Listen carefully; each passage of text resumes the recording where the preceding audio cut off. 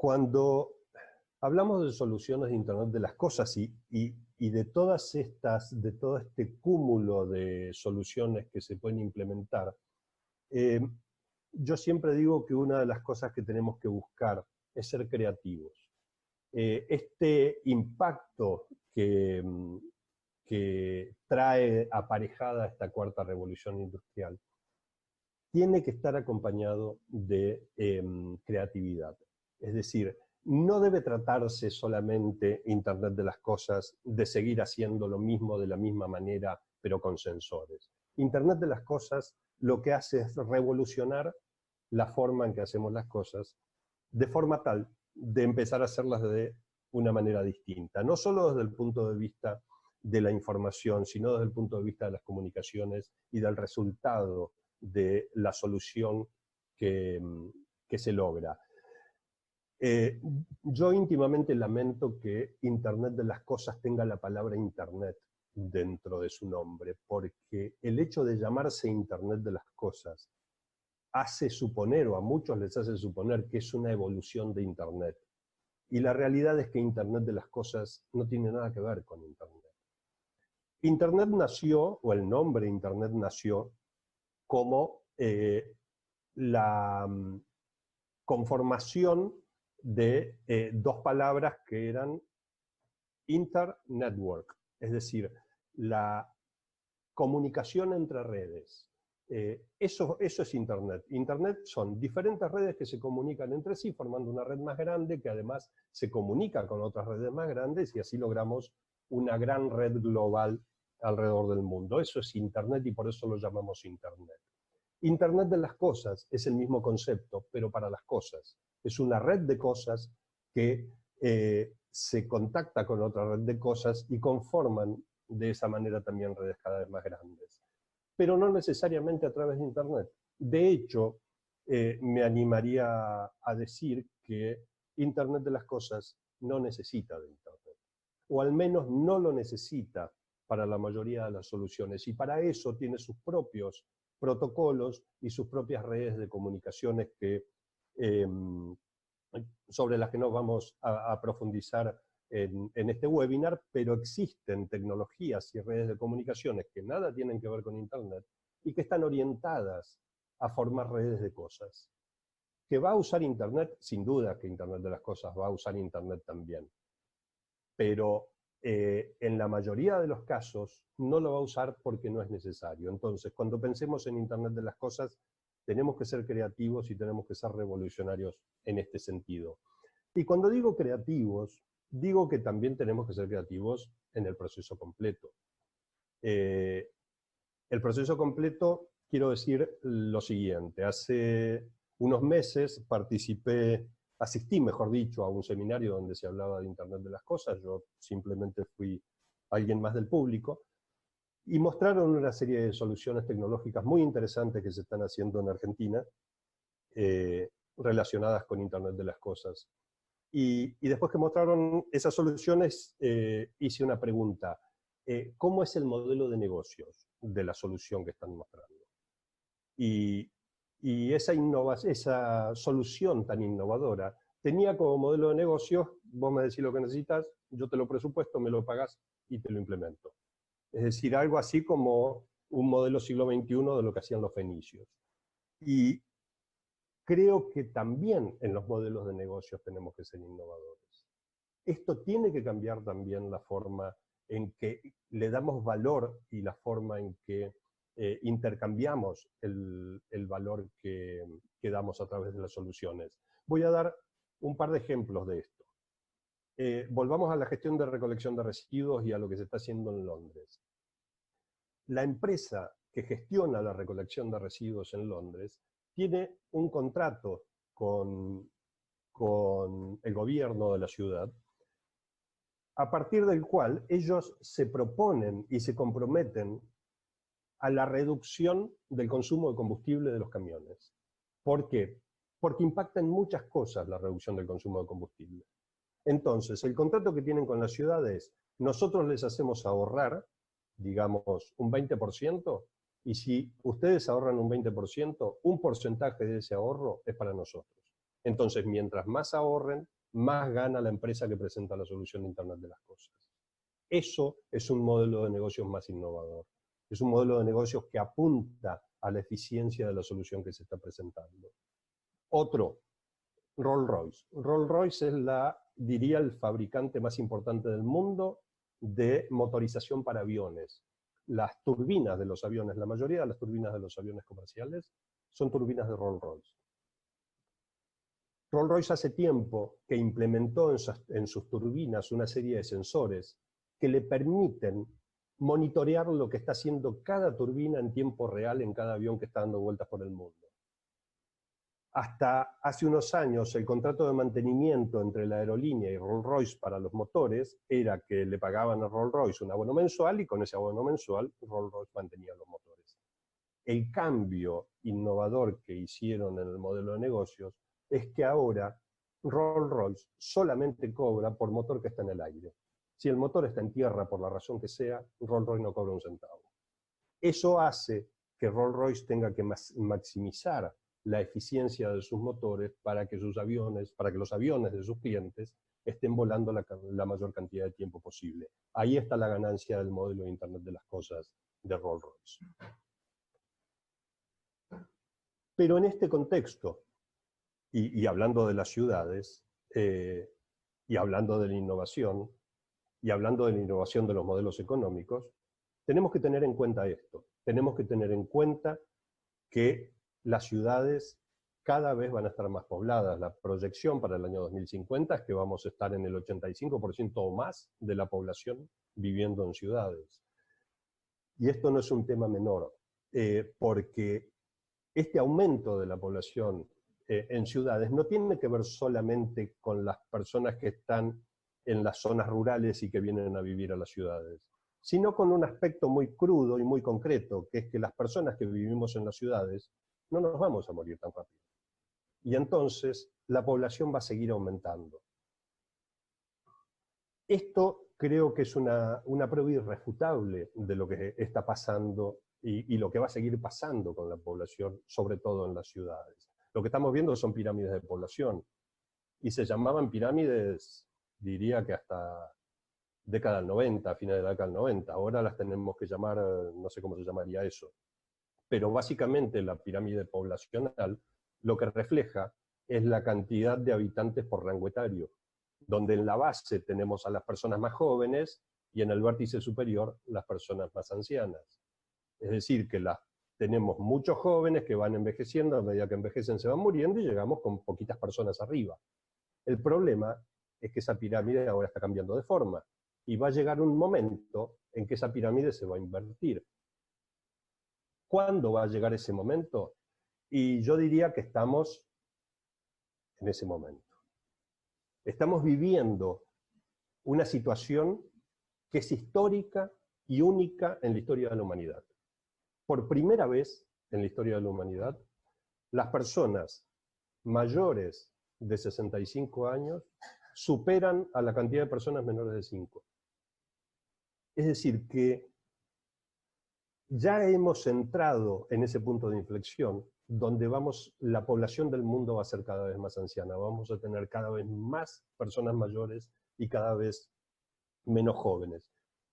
¿En qué impacta esto? ¿En qué impacta en las ciudades? ¿En que tenemos que tener rampas? Sí, por supuesto que tenemos que tener rampas, pero hay un impacto mucho mayor que tiene que ver con cuestiones de orden económico. Yo me pregunto frente a este escenario, ¿cómo van a cobrar los jubilados? Es decir, vamos a tener tantos jubilados y tan pocos jóvenes como fuerza laboral activa para aportar a esos jubilados, que no sé cómo van a cobrar, no sé de dónde van a salir esos fondos, no sé, bueno, creo que nos tenemos que poner creativos en eso también y empezar a pensar que los modelos que veníamos trayendo no funcionan más y tenemos que empezar a pensar en nuevos modelos. Por ejemplo, modelos que apuntan a manejar otro tipo de formas de obtener dinero. Esto es algo que creo que ustedes conocen, esto es el sistema de bicicletas públicas de la Ciudad de Buenos Aires. Ecobici es un servicio por el cual cualquiera que esté registrado de manera gratuita puede tomar una bicicleta y utilizarla y llevarla y entregarla en cualquier otro puesto disponible en la ciudad. Es una forma muy eficiente de moverse. Confieso que yo lo uso y no solo lo uso por lo eficiente que es, sino porque además me gusta andar en bicicleta. Y es uno de los pocos servicios en el mundo, diría, porque en la mayoría de las ciudades este servicio se paga. En cambio, aquí en Buenos Aires este servicio es gratuito. Esto no es una publicidad al gobierno de la Ciudad de Buenos Aires. Esto es un hecho fáctico. No se paga, y hay una razón por la cual no se paga, o por lo menos yo creo que hay una razón por la cual no se paga. Esto se puede obtener de la página oficial de Ecobici. Es decir, yo puedo poner una serie de parámetros y la página me va a calcular, o esta herramienta me va a calcular la cantidad de kilos de dióxido de carbono que yo le ahorro a la ciudad utilizando la bicicleta, en lugar de utilizar el auto o en lugar de utilizar una línea de colectivo. Entonces, yo puedo poner la cantidad de horas mensuales que habitualmente utilizo una línea de transporte o mi vehículo particular, cuántos kilómetros recorro, y en función de eso hace el cálculo de la cantidad de kilos de dióxido de carbono que le ahorro al ecosistema de la ciudad. Esto, relacionado con la huella de carbono, tiene un impacto adicional. Digamos, esto como dato de color está muy bonito, pero ¿cuál es el objetivo de esto? ¿Cuál es el objetivo de promover que uno disminuya su impacto en la huella de carbono ahorrando la emisión de gases?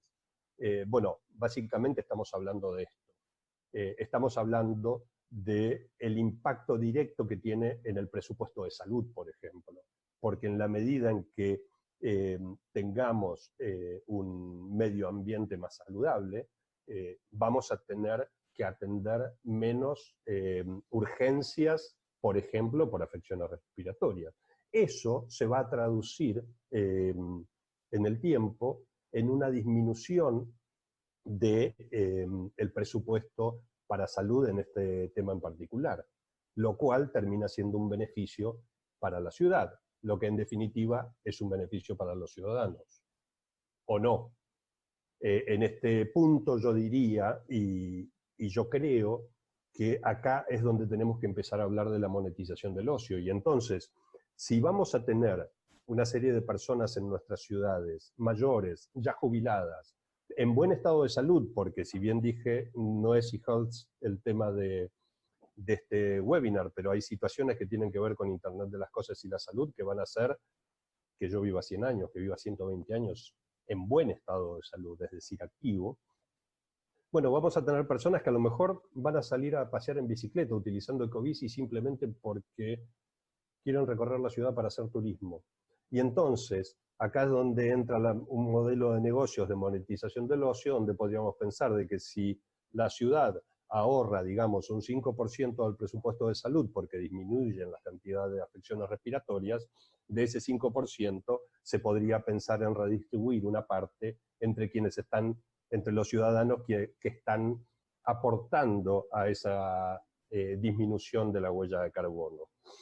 Esto de la monetización del ocio no es algo nuevo, es algo que creo que tenemos que ir pensando, sobre todo en el contexto de Internet de las Cosas, porque a quien le tiene que pagar o quien tiene que gestionar todo ese modelo de comercialización debiera ser Internet de las Cosas. ¿Por qué debiera ser Internet de las Cosas? Este es otro ejemplo. Tarde o temprano en nuestras ciudades vamos a tener vehículos autónomos. Hoy cualquiera de nosotros, si pudiera hacerlo, podría tomarse un avión, bajar en el aeropuerto de San Francisco, alquilar un Tesla con autopilot y salir del aeropuerto leyendo el diario, sentado al volante. Y el auto se encarga de eso. En algún momento, tarde o temprano, vamos a tener eso en las ciudades. Según Intel, cada vehículo autónomo va a producir por día la friolera de 4 terabytes de información. Esa información que produce cada uno de esos vehículos es información que necesita para funcionar de manera autónoma. Es decir, que parte de esa información la va a aportar a otros vehículos, pero por otra parte va a recibir información de otros vehículos que están en la zona. Y entonces acá también se está trabajando en la monetización de este intercambio de información. Es decir, que entre los vehículos se paguen por el servicio de brindarse o recibir información. Y cuando hablamos de pagarnos, tenemos que hablar de criptomonedas. Criptomonedas que permitan hacer este intercambio dentro de las soluciones de Internet de las cosas, sea el vehículo autónomo de Tesla o sea la bicicleta que yo utilicé para salir a dar una vuelta en el parque. Cuando hablamos de transacciones, entonces, dentro de Internet de las cosas, o mejor dicho, de transacciones, o criptomonedas, lo que más conocemos es Bitcoin basado en la cadena de bloques o lo que conocemos como blockchain. Pero también están empezando a tomar fuerza otras soluciones de monetización a través de criptomonedas como IOTA, por ejemplo. IOTA es una criptomoneda, digamos, similar a Bitcoin, pero es una criptomoneda orientada exclusivamente al pago de servicios entre sensores. Es decir, que si mi auto necesita información de un sensor de otro auto que está en la otra cuadra, el otro auto le va a dar la información, pero le va a cobrar por esa información en IOTAs. Y este auto le va a pagar, y mi auto le va a pagar en IOTAs la información al otro auto. Es decir, que ahí se empieza a conformar un ecosistema de intercambio a través de microcontratos y una serie de cuestiones tal vez un poco más técnicas, pero orientadas a empezar a dar valor a este tipo de cosas. Y esto es una realidad, no es una idea o una esperanza mía de tener algo similar. Ya existe en Europa un marketplace de sensores. Existe un marketplace donde yo puedo publicar mis sensores y otros sensores pueden decir si necesitan información o necesitan algo de esto. Fíjense, ahí estamos viendo, por ejemplo, un sensor de una estación de clima y publica quién es el dueño del sensor, publica cuál es el canal o cómo hace las comunicaciones y además publica cuál es su precio en IOTAs. Es decir, que vamos a empezar a tener un modelo económico subyacente que va a estar manejado exclusivamente en el contexto de Internet de las cosas y que tal vez, digo tal vez, pueda aportar a la solución de esto que va a empezar a suceder en las ciudades o que ya está sucediendo, de aumento exponencial de la población y sobre todo con una población mayoritariamente adulta, digamos.